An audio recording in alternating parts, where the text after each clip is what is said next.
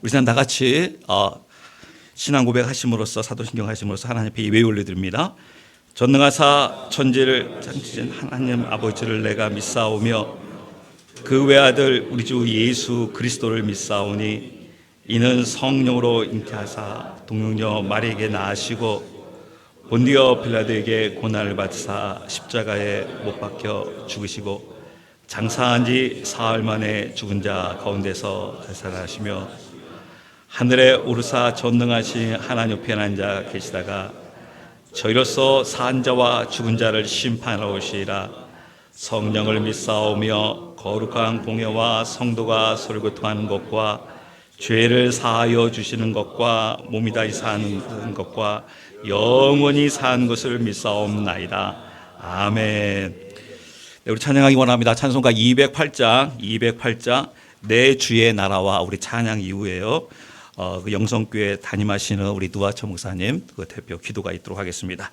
내 주의 나라와 208장입니다.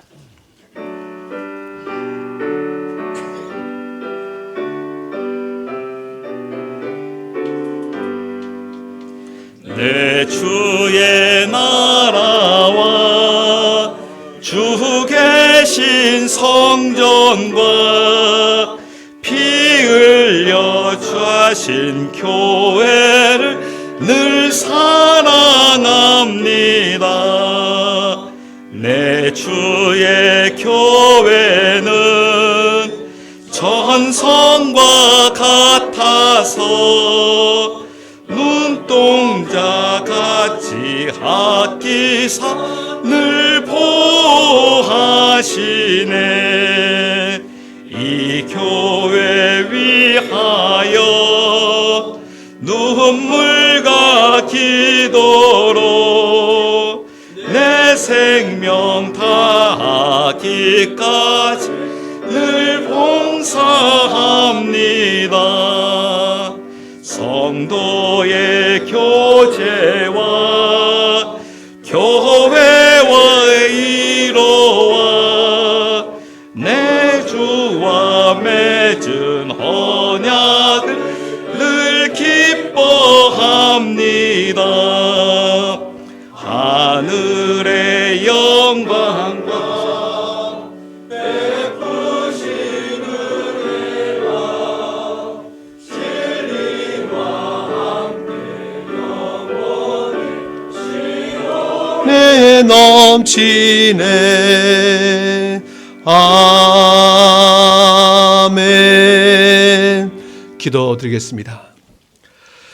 거룩하시고 존귀하신 하나님 아버지, 이처럼 복된 날에 전능하신 하나님께 광주 가온교회 설립 감사 예배로 드리게 해주셔서 감사합니다. 오늘 노회와 우리 시찰 경례 목사님들이 함께 모여 한 마음으로 한 뜻으로 하나님께 영광 돌리며 여기까지 인도하신 하나님께 온전한 감사의 예배를 드리기를 원하오니 이 예배를 받아 주시옵소서. 교회의 머리가 되시며 진리의 기둥과 터가 되시는 주님, 오늘 이렇게 새롭게 세워지게 되는 우리 광주 가온교회를 하나님의 긍휼과 사랑으로 붙들어 주시옵소서. 시작은 미약하였으나 날로 창대해지는 은혜가 이곳에 있게 하여 주시옵소서. 광주 가온교회가 늘 진리의 말씀과 뜨거운 기도로 그리고 성령의 능력으로 은혜에 충만한 교회가 될 수 있도록 하나님께서 인도하여 주시옵소서.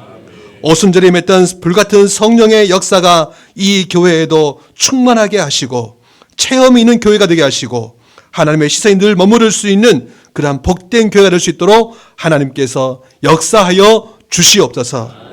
담임 목사로 세우신 김현 목사님을 성령으로 기름 부어 주셔서 하나님의 사명을 잘 감당하게 하시고 함께하는 가정과 믿음의 온 성도들에게 충만한 은혜를 부어 주셔서 건강한 교회로 성장하는 데 부족함이 없게 하여 주시옵소서.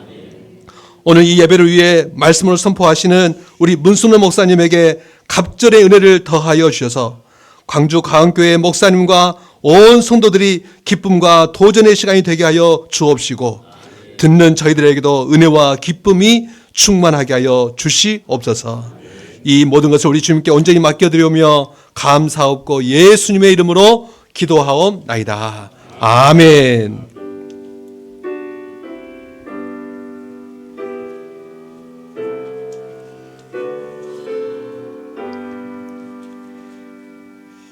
네, 이 시간에는요, 광주 동산교회 그 담임하시는 오용기 목사님 나오셔가지고 성경 봉독이 있도록 하겠습니다. 이 시간 은혜 주실 말씀 봅니다. 신약 성경 마태복음 16장 18절 말씀을 보도록 하겠습니다. 신약 성경 28쪽입니다. 마태복음 16장 18절에 있는 말씀입니다. 다 같이 하신 줄 알고 제가 대독해 올리겠습니다. 또 내가 내게 이르노니 너는 베드로라. 내가 이 반석 위에 내 교회를 세우리니 음부의 권세가 이기지 못하리라. 우리 다 같이 한 목소리로 한 번 더 읽도록 하겠습니다. 또 내가 내게 이르노니 너는 베드로라. 내가 이 반석 위에 내 교회를 세우리니 음부의 권세가 이기지 못하리라. 아멘. 네, 이 시간에는요, 쌍촌 중학교에 담임하시는 우리 문승동 목사님 나오셔가지고 예수님의 교회라는 제목을 가지고 하나님의 말씀 선포가 있도록 하겠습니다. 기도하겠습니다. 하나님 아버지 감사합니다. 이 시간도 주의 말씀 함께 나누고자 합니다. 성령님께서 함께 하시고 또 깨우쳐 주시옵소서. 예수님 이름으로 기도하옵나이다. 아멘. 먼저 우리 광주 가온교회 설립하게 된 것을 하나님 앞에 감사드리고 또 축하드립니다. 오늘 본문을 보면 예수님께서 내 교회를 세우시겠다 이렇게 말씀하셨습니다. 그렇다면 교회라고 하는 것이 무엇인가? 근래 많은 사람들이 예배당 건물을 가리켜서 교회다 이렇게 얘기하는 사람들이 많습니다. 그렇지만 성경에서 말하는 교회는 절대로 건물을 가리키는 말이 아닙니다. 자, 우리 고린도전서 1장 2절 한번 찾아보겠습니다. 고린도전서 1장 2절 말씀. 자, 여기 보면요. 고린도에 있는 하나님의 교회, 곧 그리스도 예수 안에서 거룩하여 지고 성도라 부르심을 받은 자들이라고 했습니다. 즉 교회라고 하는 것은 그리스도 예수 안에서 거룩하여 지고 성도라고 부름받은 자들이 교회입니다. 그러니까 사람이 교회입니다. 건물을 가리켜서 교회라고 말하지 않습니다. 이게 성경입니다. 원문을 봐도 에클레시아라고 하는 말은 부르심을 받은 자, 그러니까 세상으로부터 부르심을 받은 사람들이 모인 곳, 그 부르심을 받은 사람들이 교회입니다. 아주 쉽게 말하면 예수님 믿는 사람들이 모이는 모임 그 자체가 교회입니다. 예수 믿는 사람 자체가 교회입니다. 결코 건물이 교회가 아니다라고 하는 사실을 분명히 확인하시기 바랍니다. 그냥 일반적으로 세상에서 건물을 가리켜서 교회라고 한다고 해서 우리도 거기에 덩달아 따라서 같이 교회라고 해서는 안 됩니다. 건물은 예배당입니다. 혹은 교회당이라고 해야 됩니다. 만일에 건물을 교회라고 얘기해버리면 교회의 본질이 바뀌어버립니다. 그래서 우리가 분명히 해야 할 것은 교회가 어떤 것인가? 예수 그리스도의 피로 구원받은 하나님의 백성들이 교회다.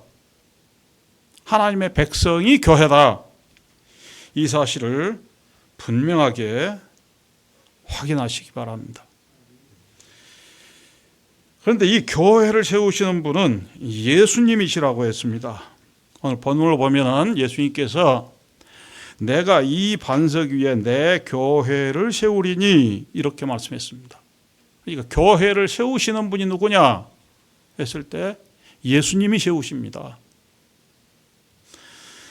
자, 이 광주 가온교회를 누가 세우십니까? 예수님이 세우십니다. 우리가 겉으로 나타난 현상을 보았을 때는 김영 목사님이 중심이 돼서 개척 멤버들이 교회를 세우는 것처럼 보이지요. 그런데 이것은 겉으로 나타난 현상입니다. 교회를 세우시는 분은 예수님이십니다. 그런데 그 예수님께서 교회를 그냥 세우신 것이 아니라 자기의 피로 세우셨다 그랬습니다. 사도행전 20장 28절을 보면은 하나님이 자기 피로 사신 교회라 이렇게 말씀하십니다.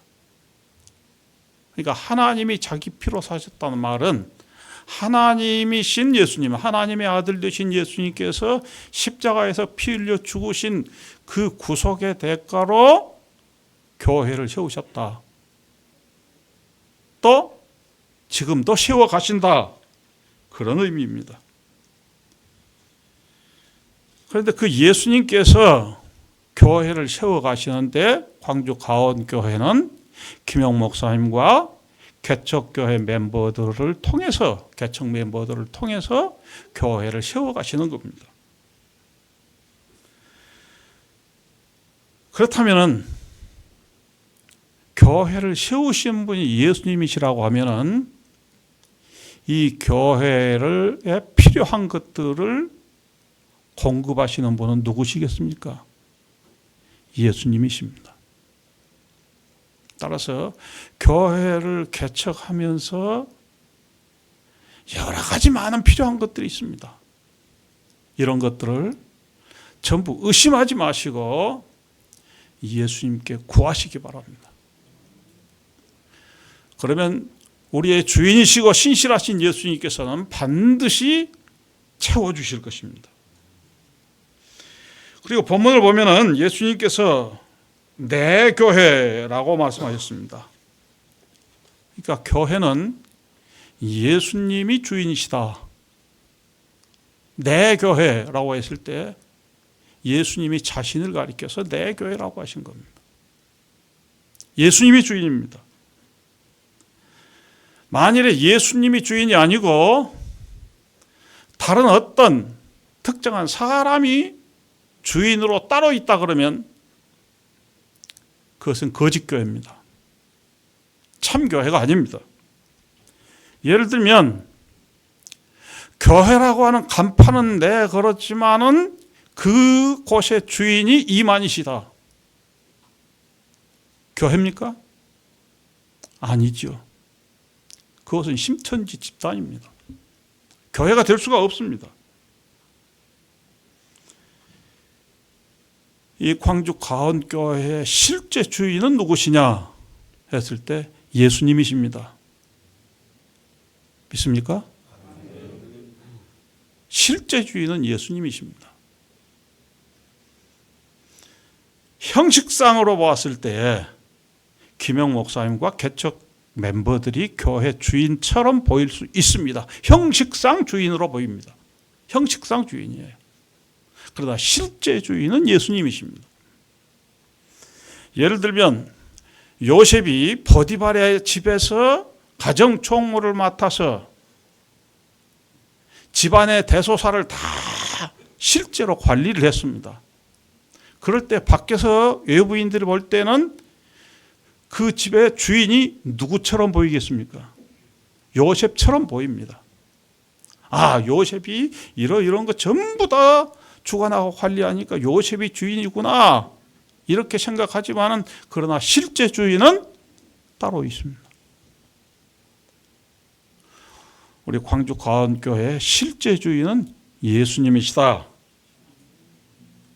라고 하는 것을 분명히 하시기 바랍니다. 그렇다면 교회는 예수님의 뜻을 최우선으로 여겨야 됩니다. 누구의 뜻보다 예수님의 뜻을 최우선으로 여겨야 됩니다. 만일에 예수님이 명목상 주인이고 실제 주인이 따로 있다, 그러면 그것은 교회가 아닙니다. 단언컨대 교회가 아닙니다. 명목상 주인은 따로 있지만은 실제 주인은 예수님이시다. 이것이 참된 교회입니다.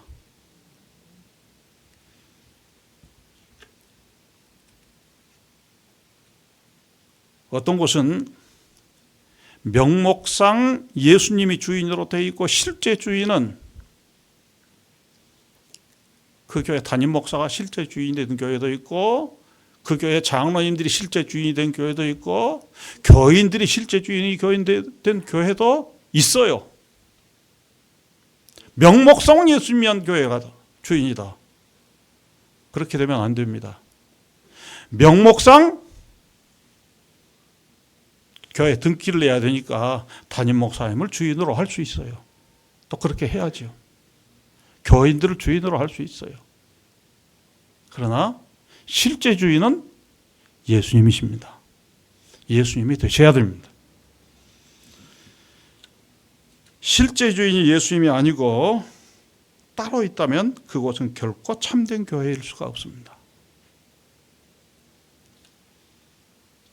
그런데 예수님께서는 이 교회를 반석 위에 세우시겠다 그랬습니다. 반석 위에 세우시겠다. 그러니까 교회면, 참된 교회는 반석 위에 세워진다, 또 세워져 있다 라고 하는 겁니다. 오늘 본문을 자세히 보면 너는 베드로라, 내가 이 반석 위에 내 교회를 세우리니 이렇게 말씀했습니다. 자, 참된 교회인지 아닌지를 현실적으로 확인할 수 있는 길은 뭐냐? 교회가 반석 위에 세워져 있는가? 라고 하는 것을 보면 됩니다. 그러면 여기에서 말하는 반석은 무엇을 의미합니까? 로마 가톨릭에서는 예수님께서 베드로를 향해서 내가 이 반석 위에 교회를 세우리니 이렇게 말씀했기 때문에 베드로가 교회의 기초이고 반석이고 그 베드로의 후계자인 교황이 교회의 반석이다. 모든 교회의 기초다. 그렇기 때문에 교황의 교훈이 교회에서 절대적으로 필요한 거다. 모든 교회는 교황의 교훈을 따라야 된다. 이렇게 주장을 합니다. 하지만 이것은 이단적 주장입니다. 원문을 보면 베드로라고 하는 말은 헬라어로 페트로스라고 하는 단어입니다. 이 말은 번역을 하면 반석이라고도 번역할 수 있지만은 그러나 일반적으로 쓰이는 의미는 바위 조각, 돌멩이라고 하는 뜻입니다. 영어로 스톤이라고 번역을 합니다. 그리고 남성 명사로 되어 있습니다. 반면에 본문의 반석이라고 번역한 이 말의 원문은 페트라입니다.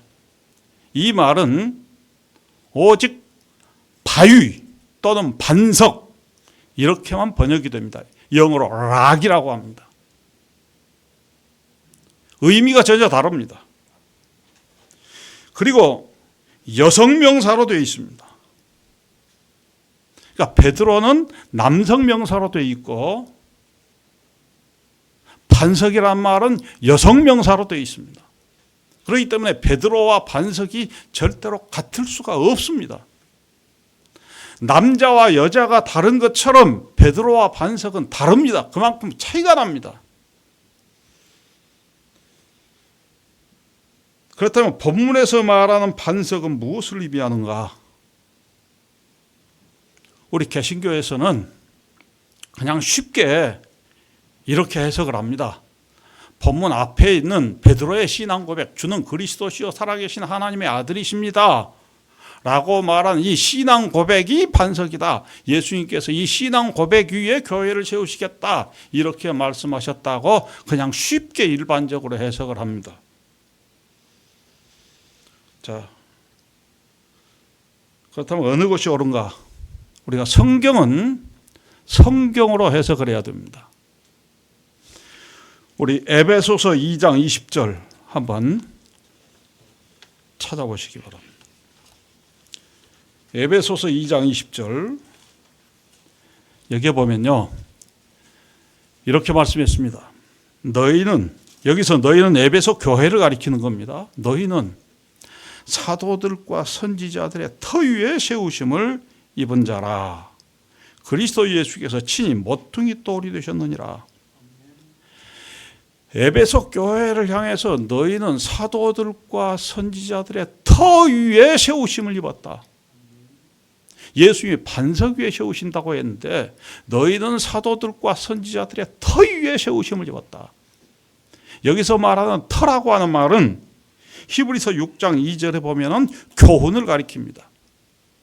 그러니까 너희는, 쉽게 표현하면 너희는 사도들과 선지자들의 교훈, 즉 성경 위에 세우심을 입었다. 그런 뜻입니다. 그런데 그 성경에 가르치는 핵심이 무엇입니까? 성경이 가르치는 핵심 교훈은 예수 그리스도입니다. 그래서 예수님께서 친히 교회의 모퉁이 돌이 되셨다 그랬습니다. 요한복음 5장 39절에 보면 예수님께서 너희가 성경에서 영생을 얻는 줄로 생각하고 성경을 연구하거니와 이 성경이 곧 나에 대해서 증언하는 것이라 그랬습니다. 성경이 무엇을 가르칩니까? 예수님을 가르칩니다. 그러니까 성경의 교훈 위에 세우심을 받았고 그 성경은 예수님을 가리킵니다. 이것은 앞서 16절에 나오는 베드로의 신앙 고백과도 서로 일치하는 그 내용이 같은 그런 의미입니다. 한마디로 교회의 기초는 성경이고 성경의 핵심은 예수 그리스도입니다. 따라서 이 마태복음 16장 18절을 조금 더 실감 있게 표현을 한다고 하면 예수님께서 베드로를 향해서 너는 베드로라, 베드로라는 말은 돌멩이라는 말입니다. 너는 돌멩이라.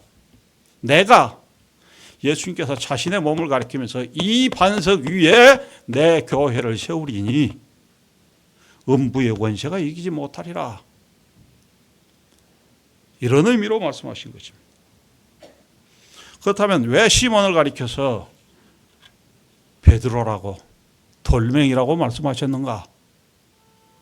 베드로도 사도로서 성경의 일부를 기록해야 할 사람이기 때문입니다. 그 베드로가 기록한 성경이 베드로전서, 베드로후서입니다. 자, 아무튼 교회는 세우시는 분도 예수님이시고 주인도 예수님이시고 기초도 예수님이십니다. 오늘 이 순서지에 보니까 맨 마지막에 이 집은 살아계신 하나님의 교회요 진리의 기둥과 터이니라 이렇게 디모데전서 3장 15절 말씀을 인용을 해서 기록을 했습니다. 참 정확한 표현이에요. 그런데 이 집은 할 때 집이 무엇입니까? 예수님 믿는 사람들을 은유적으로 표현한 겁니다. 성전이 무엇입니까? 성령이 거하시는 전입니다. 너희 몸은 하나님의 성령이 거하시는 전이라. 성도의 몸을 가리키는 거예요. 여기서 말하는 이 집 바로 교회를 가리킵니다. 그런데 이 교회가 진리의 기둥과 터라고 했습니다. 이 말의 의미는 교회가 진리 위에 서 있다 그런 의미가 아니고, 교회는 진리를 떠받들고 있는 기둥이고 진리를 떠받들고 있는 터전이다 그런 뜻입니다. 그러면 교회의 기초도 무엇입니까? 교회의 기초도 진리입니다. 교회의 기초도 성경입니다. 교회가 떠받들고 있는 것도 뭡니까? 성경입니다. 교회는 그 바탕도 성경이고 떠받들고 있는 그것도 성경입니다. 교회의 핵심은 성경이라고 하는 겁니다. 그래서 교회의 표시가 무엇인가라고 했을 때, 교회의 표시는 하나님의 말씀인 성경이 바르게 선포되는 것이 교회입니다. 교회라고 하는 간판을 갈았다고 해서 다 교회가 아닙니다. 그곳에서 어떤 특정한 사람을 재림 예수라고 주장하고 성경이 가르치지 않는 어떤 특정한 교리를 가르친다면 그것은 교회가 아닙니다.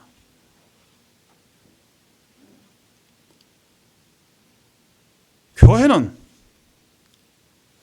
하나님의 말씀인 성경이 바르게 가르쳐지는 곳, 바르게 선포되는 곳, 성경을 떠받들고 사는 곳, 이것이 교회입니다. 우리가 신학교 교과서에 보면은 교회를 가리키는 표시가 3가지가 있습니다. 그 첫째가 하나님의 말씀의 올바른 선포, 두 번째가 성례의 정당한 거행, 세 번째가 권징의 신실한 시행, 이렇게 되어 있습니다. 그런데 두 번째, 세 번째는 하나님의 올바른 말씀이 제대로 믿어지고 실천되게 하는 방편입니다. 성례는 세례와 성찬으로 나눠지는데, 성경이 가르치는 핵심 교훈이 예수 그리스도께서 바로 나를 위해서 죽으셨음을 믿게 하는 겁니다. 그것을 몸으로 체험하게 만들어주는 것이 성례입니다. 권징은 하나님의 말씀을 실질적으로 생활 속에서 실천하게 만드는 방편입니다. 그래서 교회에서 가장 중요한 것은 하나님의 말씀이 올바로 선포되는 것입니다. 건물 상관없습니다. 올바른 교회, 건물이 없을 수도 있어요. 십자가 간판 없을 수도 있습니다. 지금도 세계 곳곳에 박해를 받는 많은 교회들이 있습니다. 북녘 땅에도 지하교회가 있습니다. 그분들이 무슨 건물 지어놓고 하나님 앞에 예배를 드리겠습니까? 십자가 간판 달아놓고 하나님 앞에 예배를 드리겠습니까? 하지만 그들은 몰래 숨어서 순수한 하나님의 말씀인 성경을 읽고 그 말씀을 진리로 받고 사모하고 그 말씀대로 살기를 힘씁니다. 그러기에 그들은 참된 교회입니다. 참된 교회는 하나님의 말씀을 가장 소중히 여기고 그 말씀을 기초로 해서 그 말씀을 떠받들고 그 말씀의 주인이신 예수 그리스도를 섬기면서 사는 교회입니다. 우리 광주 과안교회가 이런 참된 교회의 모습을 세상에 밝히 비춰주시기를 바랍니다. 기도하겠습니다. 하나님 아버지 감사합니다. 주님의 말씀 함께 나누었습니다. 은혜를 베풀어 주셔서 우리 광주 과원교회가 이 어두워져가는 세상에 소금과 빛으로서 주님의 교회로서 아름답게 참된 사명을 잘 감당케 하여 주시옵소서. 예수님 이름으로 기도하옵나이다. 아멘. 네, 우리 시간 같이 찬양하기 원하는데요. 찬송가 그 210장 시온성과 같은 교회, 이 설교와 이 찬양이 기가 막힙니다. 같이 우리가 이 가사를 생각하시면서 하나님 앞에 찬양과 영광 올려드리기 원합니다. 210장 시온성과 같은 교회 찬양합니다.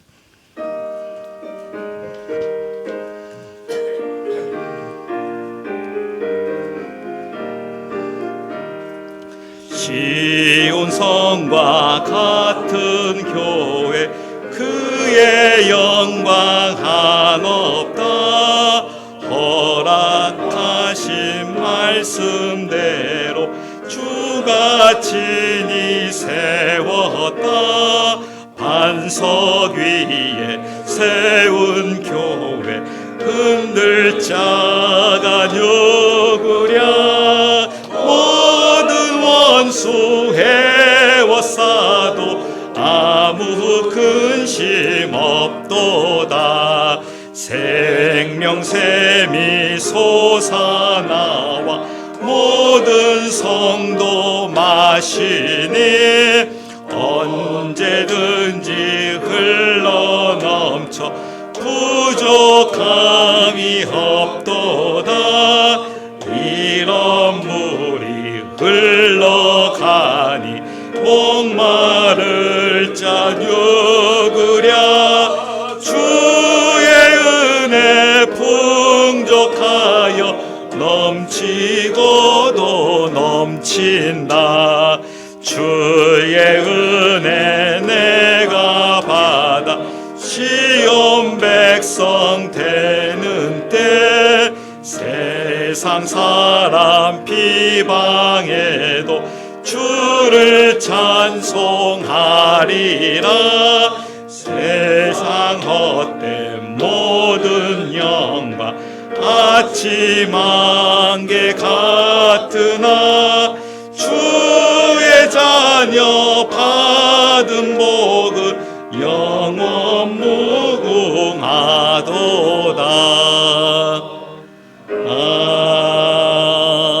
아멘. 네, 이 시간에는요 오늘의 교회 담임하시는 양용식 목사님 나오셔서 축도가 있도록 하겠습니다.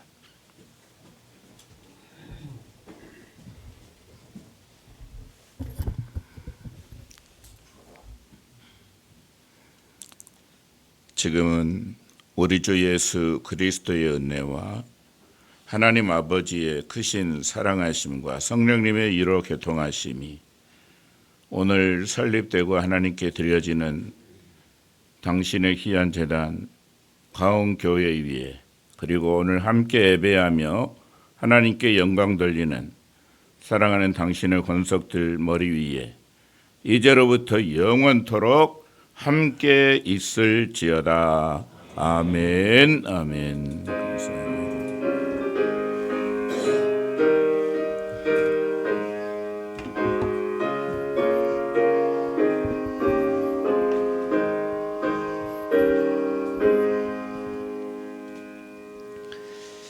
네, 바로 그 2부 순서 갖도록 하겠습니다. 그 2부 순서는 바로 이 축사와 이 격려가 하는, 어떤 저희가 바라는 것이 바로 무엇이면 이 정도의 그 숫자가 우리 김원 목사님 내일도 이런 성도들이 그냥 부흥의 역사가 그런 이 축사의 그 역사들이 있기를 바라면서 네, 이 시간에는요 삼성제일교회 정대운 목사님 바로 축사가 있도록 하겠습니다.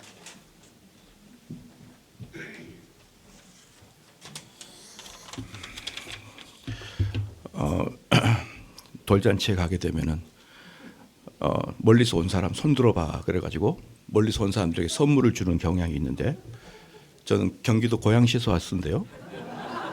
저보다 멀리서 오신 분 한번 손 들어 보시겠습니까? 그래서 없는 것 같아서요. 제가 여기까지 왔으니까 그냥 인사치레로 하는 게 아니라 할 말은 하고 가야겠다, 이 말을 하고 가는 거예요. 많은 경우에 행사 때 축사 짧게 하면 은혜스럽다 그러는데 저는 그런 거 안 해요. 왜냐 그러면요, 멀리서 왔잖아요. 또 하나가 뭐냐 그러면 제가 토요일 날 분이엘 대학이라고 수업을 가르치고 있는데요. 그것이 이제 온라인 오프라인 합쳐가지고 약 300명 정도 듣고 있거든요. 그걸 매주마다 듣고 있어요. 그리고 1년에 회비가 25만 원 받고 하고 있거든요. 그것은 2022년 12월 30일 여러분 그 다이어리 보면 알 거예요. 그때가 토요일 날이거든요. 2022년 12월 31일 날 토요일 날이에요. 근데 그때 제가 몸이 많이 아팠습니다. 많이 아파가지고 많이 아픔에도 불구하고 제가 분이엘 대학을 했어요. 하고 그리고 이제 끝나고 1시에 밥 먹고 나서 설교 준비하다가 쓰러져 버렸어요, 제가.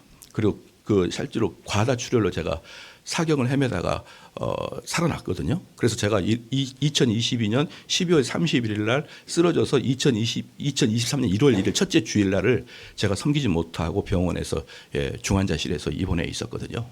무슨 말을 하려고 하냐면 전 토요일 날 안 뺍니다. 제가 죽어도 토요일 날 해요. 분이엘 대학은 많은 사람이 듣기 때문에 그 과목을 선교사들도 많이 듣고 있거든요. 그 분이엘 대학 같은 경우는 일반 곳에서 잘 듣지를 못해요. 왜냐 그러면요, 신학교에서 가르친 조직신학과 그 다음에 청교도 조직신학 두 개를 개혁주의 조직신학, 청교도 조직신학 가르치기 때문에 일반 교회에서는 가르치지 않잖아요, 그런 것을. 그렇기 때문에 많은 사람이 듣고 있거든요. 그런 분이엘 대학을 제가 이 광주 가온교회를 하려고 2번을 뺐어요. 2번을 뺐습니다. 지난번에 창립예배 때 다 광고해가지고 안 오도 했더니 갑자기 안 와도 되겠습니다. 그래서 한번 뺐고 이번에 뺐는데 여러분 제가 엄청 출혈을 크게 하고 왔다는 걸 얘기하려고 하는 거예요. 그리고 이제 오늘 오게 되면 제가 올라가게 되면요, 밤 8시에 용산역 떨어집니다. 그리고 집에까지 가면 9시, 10시예요. 그럼 이미 설교 준비를 못해요, 제가 가면요. 그래서 어제 금요일 날 밤새서 설교 준비하고 잠 안 자고 와서 여기까지 온 거예요. 이런 세 가지를 여러분이 겹쳐서 저를 본다 그러면 보통 내기가 아니라는 거 알겠죠. 이게 그냥 온 게 아니에요. 저는 정말 큰 어려움을 결단하고 왔기 때문에 저는 교회에서 토요일 날 결혼하더라도 저는 철저히 공로주의 사상을 하고 있거든요. 공로주의 사상으로 교회를 움직이고 있습니다. 교회에서 열심히 한 사람 자녀들은 내가 주례를 봐줘도 열심히 안 한 자녀들은 토요일 날 주례 안 봐줘요. 어디 목사한테 토요일 날 주례를 봐달라 그러냐. 그러는데 여기까지 오게 된 겁니다, 여러분. 그래서요, 여러분, 박수. 제가 이렇게 왔어요. 목도 지금 컬컬하네요. 그래서 제가 여기까지 달려온 이유는 제가 김영 목사님에게 꼭 그 축복을 해드리고 싶고, 이렇게 알맹이 있는 것을 잠깐 전하겠다는 거예요. 그냥 쑥 지나가겠다는 건 아니고. 그래서 여러분이 양해를 좀 부탁을 드리겠습니다. 그렇다고 제가 상식 이상으로 막 길게 하고 그러잖아요. 한 10분 안쪽으로 이렇게 제가 할 텐데 축사는 10분이면 되게 길거잖아요. 그러나 저의 배경을 안다 그러면은 용납을 해달라는 것이죠.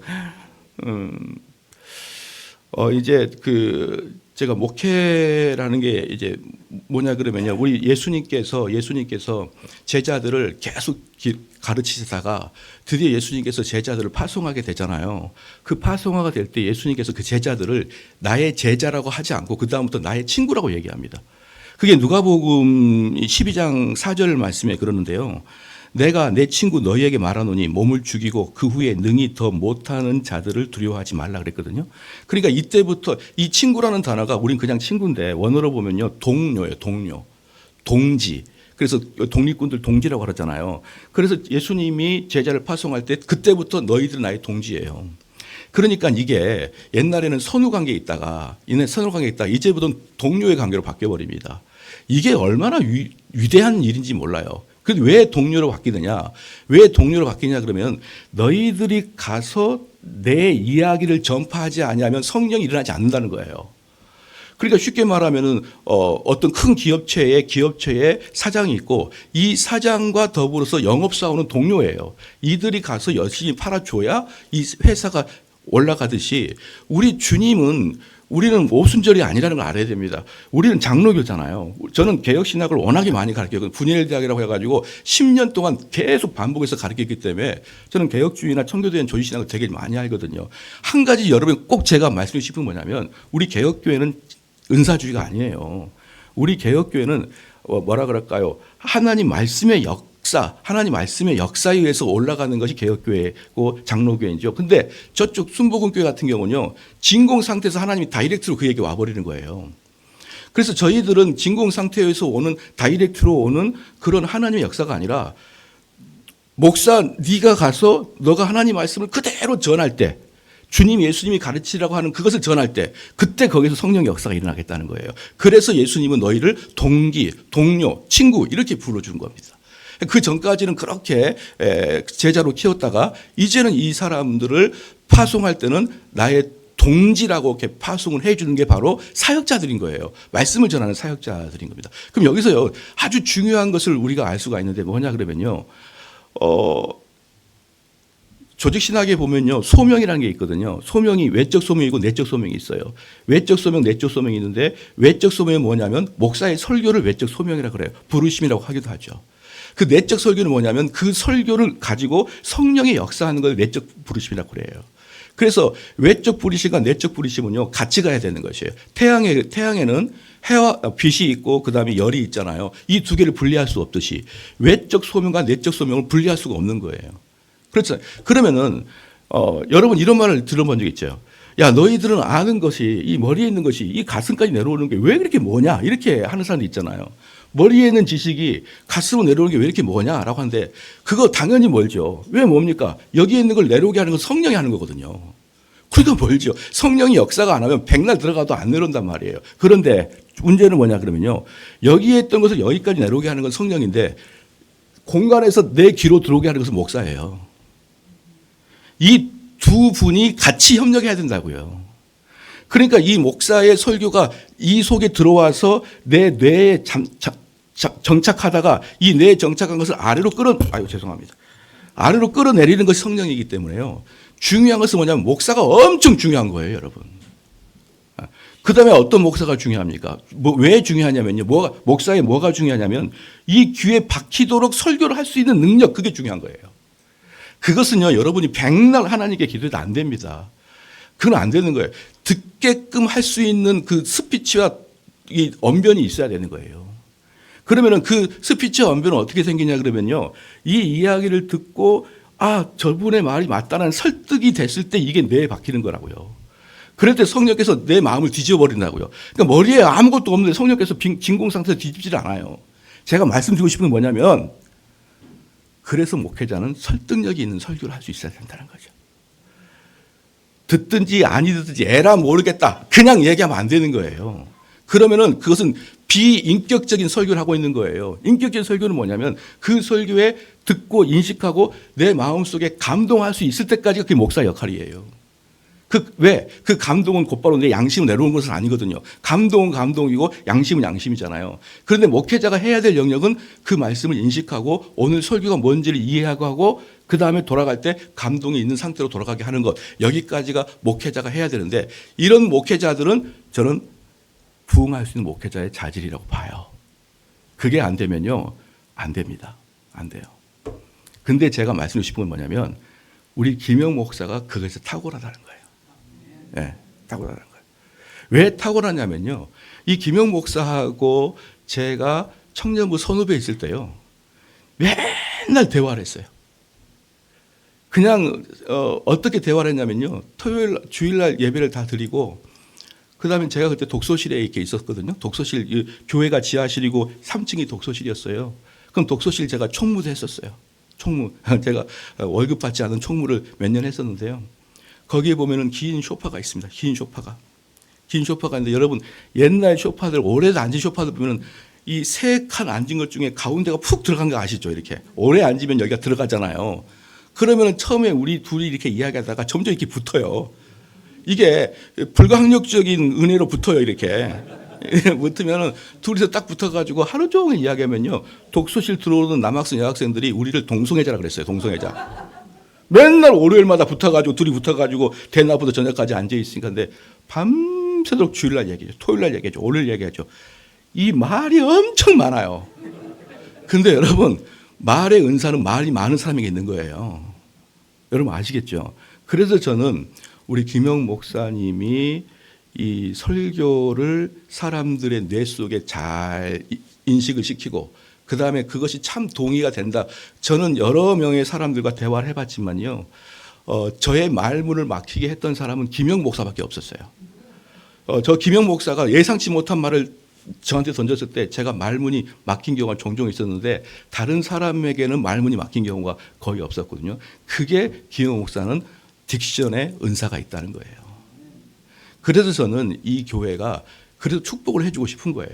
근데 또 하나 이제 여기 뭐냐 그러면은 여기서 말할 때 5절에 마땅히 두려워할 자를 내가 너에게 보이리니 곧 죽은 후에 또한 지옥에 던져 놓은 권세가 있는 그들을 두려워하지 말라 그랬거든요. 그 무슨 말이냐 그러면 그렇게 말씀을 그대로 전하면은 김영 목사를 죽이려고 하는 사람이 나타날 것이다라는 거예요. 근데 그걸 두려워하지 말라는 거예요. 이거 개척을 할 때 가장 큰 어려움이 뭐냐면 그 한 명이 빠져나가는 게 너무 무서워요. 한 명 와서 은혜 받는 것 같은데 설교를 좀 잘못하는 것 같은데 이 표정이 뒤집어지고 약간 표정이 싸늘하더니 그 다음 주에 안 나와버려요. 이것만큼 개척교회 목사를 간이 서늘하게 할 수도 없고, 그리고 저도 목회 초창기 때 그렇게 사람들이 왔다가 나갈 때 우리 아버지, 우리 형님, 우리 마누라가 절대 저를 공격했어요. 그러니까 설교 좀 잘해라. 설교할 때 싸움 딱지로 하지 마라. 좀 부드럽게 해줘라. 이래가지고 저는 정말 고통을 받았습니다. 제가 목회할 때 저를 가장 고통스럽게 한 것이 1번 우리 아버지, 2번 형님, 3번 우리 마누라예요. 요 세 개의 원수들이 얼마나 저를 고난을 줬는지 몰라요. 여러분. 왜? 왔다가 가니까. 그런데 목사는 여기에서 두려움을 가지면 안 돼요. 네. 내가 전할 것, 내가 바른 것을 전할 때, 내가 이것이 바르다고 전했는데 그 바른 것이 그 사람에게 마음에 안 좋을 수가 있거든요. 그럴 때 우리 사모님이 갈구면 안 된다는 거죠. 두고두고 기억을 하고 있는 김영 목사가 될 거예요. 머리도 좋으니까. 기도하면서 그래 네가 초창기 때 나를 그렇게 힘들게 했지라고 했을 거예요. 그런데 여기서 분명히 말씀을 합니다. 오늘 설교하신 말씀처럼 말씀의 바탕을 두되 그 말씀이 혹시라도 우리 아버지가 그런 말 했어요. 아들아, 딱 본문에 오늘 이혼하지 마라 그런 본문이 있을지라도 여기 앞에 지난주에 이혼한 사람이 있으면 하지 마라 설교 그랬거든요. 저는 아니요 할 건데요. 할 거예요. 그래서 해보래요. 안 나와. 그러면 저는 우리 아버지한테 죽어요. 네가 그렇게 잘나냐? 네가 그렇게 똑똑하냐? 네가 뭐 대단하냐? 여러분, 아버지가 아들을 책망할 때, 또 아내가 남편을 갈굴 때 정말 빈정상한 이야기 다 하잖아요. 네가 그렇게 잘났어? 네가 똑똑해? 네가 무슨 사도 바울이야? 내가 몇 번 얘기했어. 우리 아버지 스승 정규호 목사님 말씀하시기를, 항상 정규호 목사님이 스승이 정규호 목사님 말씀하시기를, 앞에 이혼한 사람 있으면 피해가라 그랬어. 그래서 너는 못났다고 이혼을 다 이야기하는 거지. 그러면 아버지, 내가 이번 달에는 피하는데 다음 달에 또 이 사람 이혼하면 또 어떻게 해요? 새로운 사람 이혼한 사람 있으면 어떻게 해요? 그렇게 아버지 이야기하면요 끝까지 말 못합니다. 끝까지. 여러분, 그렇게 해서 제가 지금까지 11년차 담임 목사 하고 있습니다. 많이 고생했어요. 저를 보면은 많이 늙었어요. 이 늙은 게 전부 다 그런 악한 자들의 고난 때문에 늙은 거거든요. 그렇잖아요. 근데 우리 김명 목사도 이 길을 가지만 하나님이 또 말할 수 없는 기쁨을 주시거든요.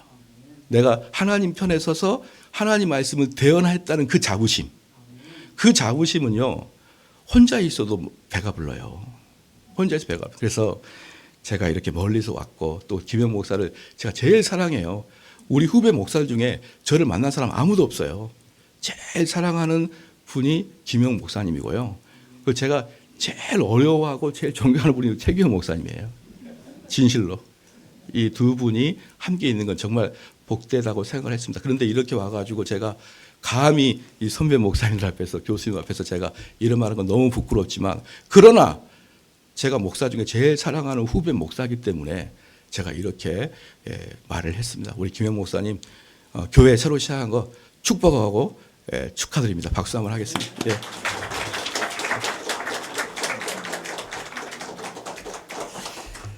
네. 우리 감동을 줄 수 있는 탁월하신 우리 김영 목사님. 제가 우리 정 목사님 어제 12시에 제가 유튜브로 제가 목사님의 설교를 들었는데 현장에서 제가 이렇게 볼 줄 상상도 못했습니다.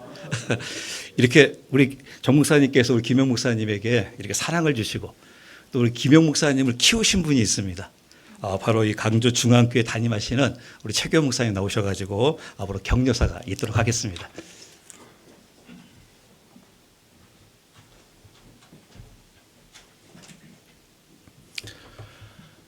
예, 정대원 목사님 와서 좀 반갑습니다. 정대원 목사님 아버지가 제가 존경하는 정영민 목사님입니다. 총회장도 하셨고, 그리고 제가 처음에 한국에 왔을 때 많이 사랑해 주시고 그랬던 분입니다. 근데 이제 우리 김영 목사님이 처음에 청년 때부터 그 아현제일교회인가? 아현제일교회에서 신앙생활을 하면서 거기에서 이제 신학교를 왔고, 우리 정대원 목사님 다 제자로 선후배로 이렇게 있었는데 참 감개무량합니다. 그리고 정대원 목사 한 말이 하나하나 맞는 얘기입니다. 그러니까 목사가 좀 우스갯소리를 얘기하면 목사는 목으로 사는 게 목사입니다. 말로 산다는 말로. 근데 정 목사님 얘기한 것처럼 정말 설득력 있는 설교가 필요하다. 그것에 대해서 많은 분들이, 특히 우리 개혁주의의 목사님들이 얘기할 때 내가 선포하면 하나님이 역사하시지, 그냥 그렇게 얘기하는데, 목사는 정말 이해할 수 있는, 감동을 줄 수 있는 설교를 하기 위해서 엄청나게 노력을 해야 되는데, 오히려 하나님 핑계를 대고 노력 안 하는 목사들이 많이 있습니다. 근데 사실 김영 목사님 뿐만 아니고 우리 교회 목사님들은 설교에 대해서는 많은 훈련을 받습니다. 제가 훈련을 하고. 근데 누구보다도 탁월하게 설교에 능력이 있어요. 그래서 그런 면들이 충분히 드러날 거라고 생각합니다. 단지 하나, 우리 목회자들이 다 느끼지만, 그야말로 개척교회 때 사람이 이렇게 오면 사람을 보고 내가 설교하고 싶은 걸 못해요. 설교하고 싶은 걸 굳게 만들고, 그러다 보니까 그 설교에 예리함이 떨어지기 시작하는 거야, 그때부터. 그리고 예리함이 떨어지면서부터는 이제 그 중에 누군가는 그 설교를 듣고 마음에 요동이 치고 폭풍이 불고 이렇게 해야 되는데, 그게 안 되기 시작하면서 전체적으로 목회의 힘이 떨어집니다. 그런 면에서 그런 거 없이 설교할 수 있는 게 필요하고, 그리고 설교 외적인 면을 얘기하면, 제가 신학교에서 계속 그런 말을 했습니다. 목사는요, 설교는 일종의 그 온실 효과입니다. 온실 효과. 뭐냐면, 설교를 잘하면 상당히 많은 부분이 용서가 돼요. 웬만큼 한 것도 용서가 돼. 용서가 되는데, 문제는 설교를 못하면 그 온실 효과가 떨어져서 없던 문제도 자꾸 생기고 성도들이 불만이 생기고 이럽니다. 그래서 그 설교는 잘하고 봐야 돼, 목사는. 그게 우선인데, 온실 효과 말고 아무리 온실 효과를 줘도 그 안에서 나무를 자라게 하는 일은 또 다른 면이에요. 목회. 근데 그 목회에 이 인간 관계의 면이 굉장히 중요합니다. 그래서 이 설교를 잘한다고 목회가 다 잘 되진 않아. 설교로 온실 효과가 있고, 그 다음에 관계를 잘해야 된다. 이런 면을 제가 신학교에서도 이제 뭘 얘기했냐면, 설교를 못해서 쫓겨나는 목사는 없는데요, 인간관계 못해서 쫓겨나는 목사는 부지기수야. 그래서 인간관계의 면을 특별히 신경을 쓰라 하는 얘기를 계속해서 합니다. 그리고 여기 가족분들도 와 있지만, 가족이면 안 된다. 제가 그 얘기 했습니다. 가족이면 안 된다. 가족이 오면 그 날로 그 교회는 가족교회 이상을 벗어날 수가 없습니다. 수없이 많은 게 다 그래요. 지금도. 그러니까 당장은 필요해. 당장은 필요해서 가족들이 앉아있으면 그래도 몇 명이라도 있으니까 우선 교회 모습도 갖춰지고 하지만, 그렇게 되면 전혀 알지 못하는 진짜 성도들, 가족 말고 진짜 성도들이 안 와요. 그러니까 몇 달이고 아무도 없어도 지금 정 목사님 얘기한 대로 하나님이 보내준 그걸 믿고 설교하고 기다리고 전도하고 이걸 해야지, 그 전에 그게 견디기 힘들어서 가족들 오라 이러면은 끝이요. 모든 목회가 끝이요. 그러니까 그것만은 명심하게 지키고 그렇게 될 때 저는 확신합니다. 그 이면 열심히 설교 준비하고 그리고 인간관계에서 사람을 이해하려고 상대편을 이해하고 노력하는 것도 굉장히 필요합니다. 교회가 점점 자라나면서 저는 큰 교회 목사님들에게 꼭 발견하는 덕목이 하나 있어요. 눈치가 기가 막힙니다. 눈치라는 게 뭐예요? 사람을 그냥 앉아있어도 사람의 마음을 읽는다는 거야. 근데 그게 처음부터 생긴 게 아니에요. 목회를 하면서 생긴 거야. 목회를 하면서 사람 마음을 이해하고 그 사람의 마음을 불편하지 않게 하고 그리고 그 사람을 다독이게 하고 혹시 마음에 상처가 있어도 그걸 어떻게 싸매는 법을 아는 사람들이 목회 성공해요. 근데 사람 관계없이 막 나가는 자기 돌격 앞으로 하는 목사 있어요. 절대로 목회 안 됩니다. 그래서 그 사람을 이해하려는 노력을 하고 그리고 이해하려고 하지만 분명히 이 말을 하면 누구에게 상처가 될 걸 알지만 그래도 앞에서 선포할 때는 확실하게 선포해야 돼. 그렇게 할 때에 시간이 흐르면 흐를수록 하나님이 주시는 은혜 속에 교회는 부흥합니다. 반드시 부흥합니다. 저는 요것만 지키고 우리 김 목사님 가면 김 목사님 반드시 목회 성공합니다. 저는 제 얘기했어요. 이렇게 하면 목회 성공합니다. 그래서 지금 정 목사님도 얘기하고 또 제가 얘기한 이런 면들이 다 분명하게 지켜진다면 때는 몰라. 때는 하나님이 정하시는 거니까. 그렇지만은 궁극적으로 하나님이 부흥케 하는 은혜가 있으리라 믿습니다. 예, 감사합니다. 네, 우리 최 목사님은 설교와 상담학 교수님이십니다. 네, 이 시간에는요, 우리 건강한 교회 담임 목사님 하시는 우리 정판슬 목사님 나오셔가지고 격려사가 있도록 하겠습니다. 이거 들고 오니까 길게 할 것 같죠? 축사도 길고 격려사 우리 최 목사님은 아버지 마음으로 오늘 격려사를 한 것 같습니다. 우리 정 목사님 멀리서 오셔서 길게 하셨고 저는 가까운 데 오셨기 때문에 좀 짧게 하겠습니다. 하나님 말씀 하박국서 3장 2절 여호와여 내가 주께 대한 소문을 듣고 놀랐나이다. 여호와여 주는 이 일을 이 수년 내에 부흥케 하옵소서. 이 수년 내에 나타내시옵소서. 아멘. 제가 목회를 벌써 한 40여 년을 한 것 같은데 가장 힘들고 어려웠던 것이 우리 정 목사님이 잠깐 말씀을 하셨는데 교인들이 저를 설교를 못하느니 잘하느니 이럴 때는 별로 그런 소리 듣지도 않았고 별로 모르겠는데 가까운 데 있는 사람이 그런 설교하면 교인들이 은혜 못 받을 줄 알았어. 이런 얘기를 한다거나 놀 때부터 내가 알았네. 나도 은혜 못 받는데 교인들이 은혜 받겠어? 이런 얘기 한다거나 이런저런 얘기를 할 때마다 자괴감이 와요. 막 설교를 못하는 것은 누가 제일 잘하느냐? 본인이 잘 알아요. 교인들이 지금 은혜를 받았구나 못 받았구나. 그런데 거기에다가 또 침을 갖고 찌르면 너무너무 아프거든요.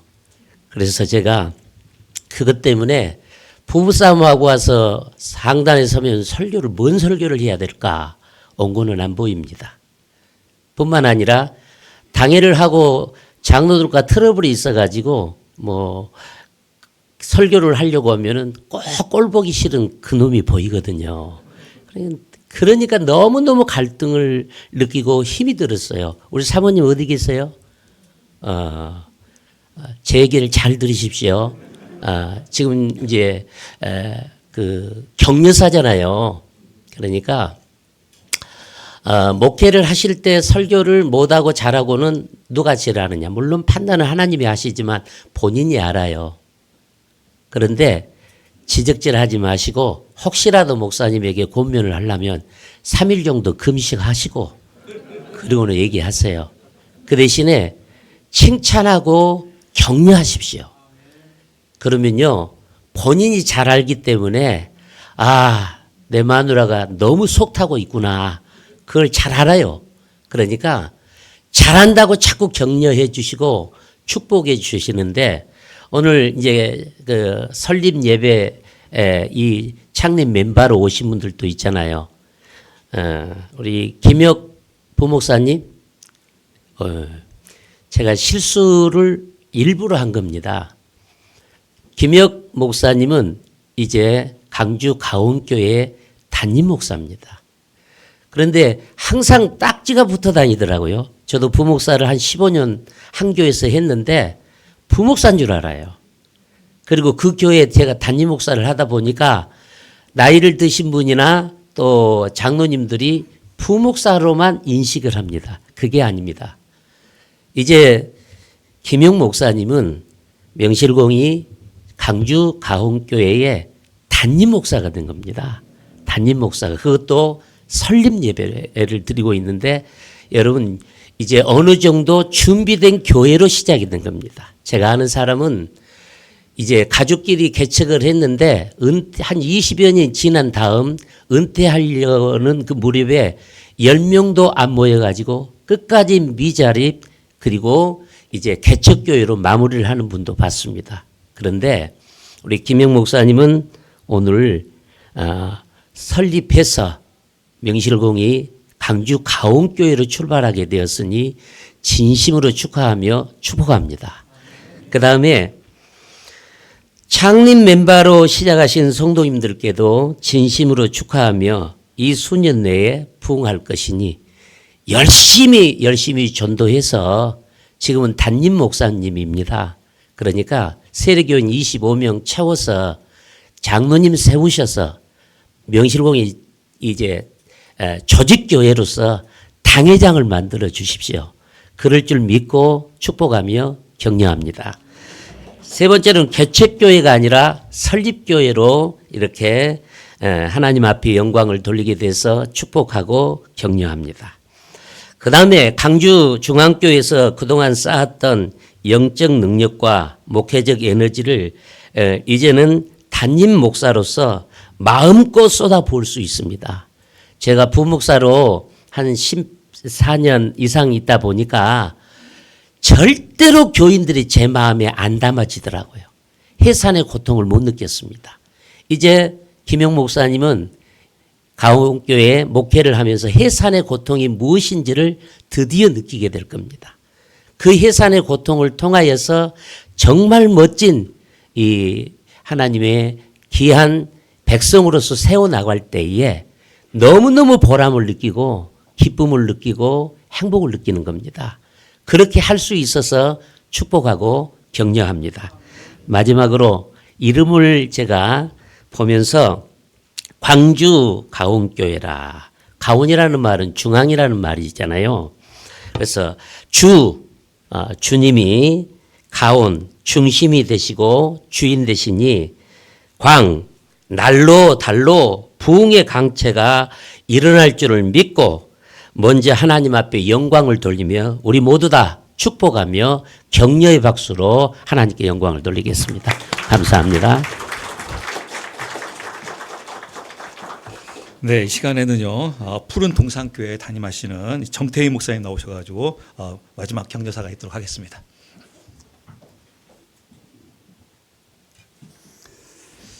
강주 가온교회 설립을 축하드립니다.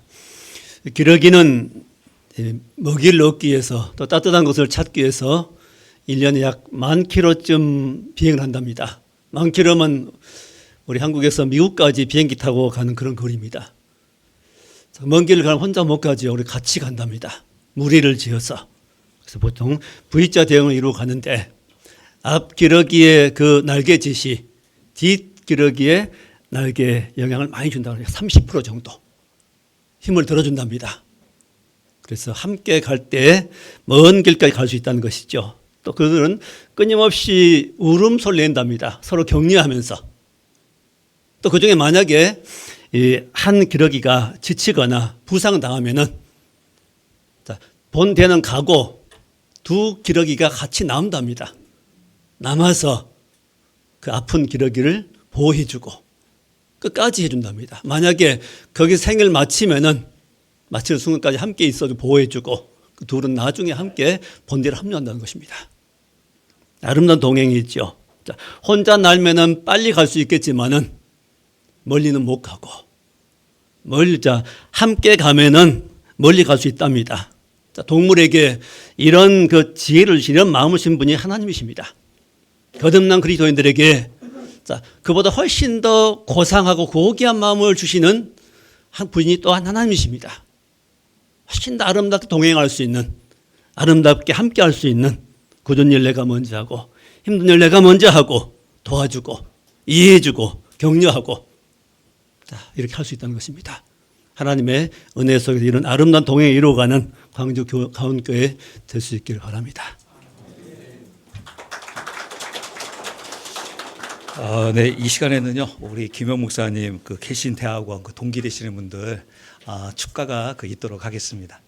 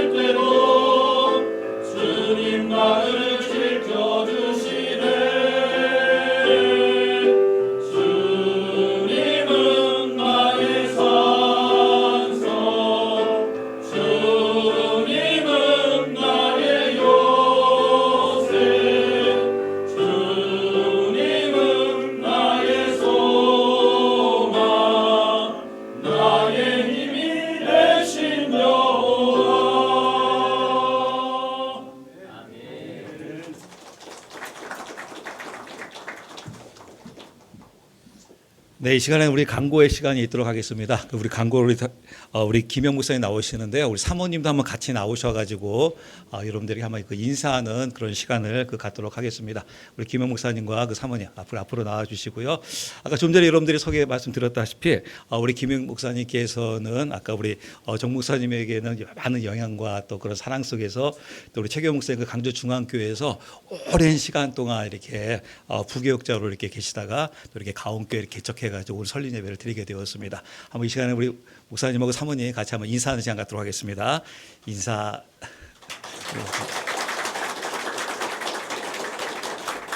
네, 우리 김 목사님 나오셔가지고. 예, 광주 가온교회 설립 예배에 이렇게 오셔서 또 축하해 주시고 함께 하나님께 예배 드리게 돼서 너무 감사하고요. 이렇게 원근 각처에서 다 이렇게 많은 분들이 오셔서 축하해 주셔서 너무 감사합니다. 우리 광주 중앙교회 또 성도들은 이제 그 전에 우리 개척 감사 예배 따로 할 때 함께 모여서 했고요. 또 이제 우리 목사님들 모시고 또 멀리 계신 분들 오늘 모시고 이렇게 또 설립 예배를 드리게 돼서 너무나 감사합니다. 또 이 축사 좀 마음에 있는 모든 걸 다 담아가지고 이렇게 축사해 주신 우리 정대현 목사님 너무 감사하고요. 가장 제가 사랑하고 또 많은 것들을 영향을 받고 청년 시절부터 함께 하나님 나라를 꿈꿔오던 귀한 우리 선배 목사님이신데 여기까지 오셔서 이렇게 축사해 주셔서 너무 감사하고요. 또 사실은 제가 이 개신대학원에 그러니까 개혁교단이죠. 저희 교단 신학교를 가게 된 이유가 우리 정대현 목사님이 먼저 개신대학원 그러니까 개혁신학교를 갔었습니다. 그래가지고 제가 이제 목회를 한다고 하니까 여기 교수님들 너무 좋고 너무 좋다. 꼭 여기로 와라. 제가 이제 그때 고민을 했어요. 합동 그 우리 총신대를 가야 되나 또 교단 개혁신학교를 가야 되나 고민을 할 때 정대 목사님이 우리 교수님들 너무 좋다라고 하면서 말씀하신 분이 최경 목사님이셨어요. 많은 정말 기라성 같은 교수님들 정말 좋은 교수님들 많으신데 특히 최경 목사님 최고다 막 말씀을 하셔가지고 제가 이제 개혁신학교 개신학원을 이제 들어가게 됐죠. 그랬는데 또 그분을 제가 이 담임 목사님으로 모시고 20년을 또 부목사로 섬기게 되는 또 그런 참 귀한 일들이 있었고요. 정말 많은 것들을 또 우리 최경 목사님 통해서 또 배우고 또 훈련받고 그렇게 해서 이제 이렇게 설립을 하게 되는 또 귀한 시간들 있었습니다. 그리고 이 가온교회가 세워지기까지 우리 광주중앙교회에서 정말 많은 또 재정적인 후원과 기도와 또 사랑으로 또 격려해 주시고 하셔서 또 여기까지 오게 됐습니다. 너무너무 감사하고요. 오늘 또 격려 해주신 또 목사님들 또 함께 와서 이렇게 또 축가도 불러주신 우리 동기 목사님들 또 많은 선배 목사님들을 모시고 이렇게 설립 예배를 드리게 되니까요. 너무 마음이 정말 참 감개무량하고요. 그 전에는 사실 몰랐습니다. 근데 하나하나 말씀하시는 게 정말 계속 제 마음 가운데 콕콕콕콕 이렇게 박히는 것 같아요. 정말 그렇다. 몇 번 제가 계속 고개를 끄덕이고 있었는데요. 하여간 말씀하신 모든 것들을 또 잘 기억하고 열심히 또 주님께서 맡겨주신 귀한 사역 잘 감당하겠습니다. 우리 광주 가온교회가 아까 말씀하신 것처럼 가온이라는 게 중앙의 순 우리말입니다. 그래서 이제 이 자리를 정하다 보니까 원래 광주 중앙교회가 금남로에 있었거든요.